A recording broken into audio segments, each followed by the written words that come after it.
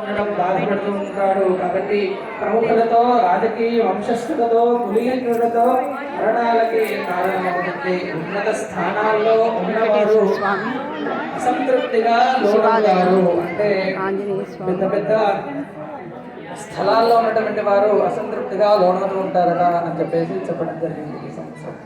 ఆ తర్వాత మేఘాధిపతి ఎవరని చెప్పాను ఇందాక? శని మేఘాధిపతి అన్నమాట. రాజ్యాధిపతి ఎవరైతే మేఘాధిపతి అతను అవుతాడు. కాబట్టి ఈ మేఘాధిపతి శని అవ్వడం వల్ల చెదురు మదురు వర్షాలు కురుస్తూ ఉంటాయి, చిన్న చిన్నగా వర్షాలు కురుస్తూ ఉంటాయి అట.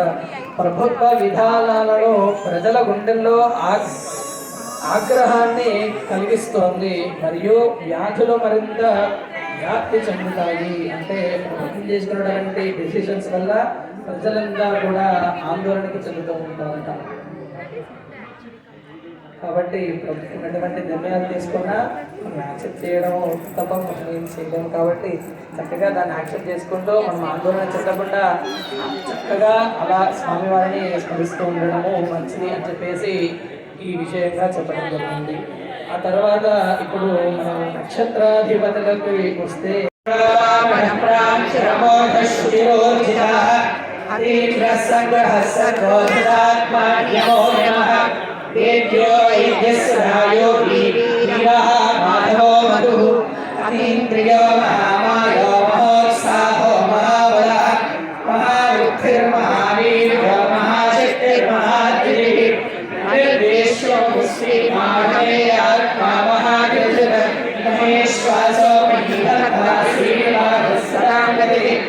अनिरुद्धो सुरानन्दो गोविदाम्पतिः मणिसिद्धमनोत्तमः हिरण्यनाभस्वभावपद्मनाभपद्मावतिः अमृतः सर्वसिद्धसम्भ्राता सन्धिमात्स्यः अजोर्षशास्त्रांशुराभासुरायः गुरुर्गुरुतमोधामस्सत्यसत्यपराक्रमः निमिषो निर्जस्रग्रीवाचस्रदुधारयेः अग्रणे ग्रामणे श्रीमान्यायो नेता समीरणः सहस्रमूर्धा विश्वात्मा सहस्राक्षा सहस्रपात्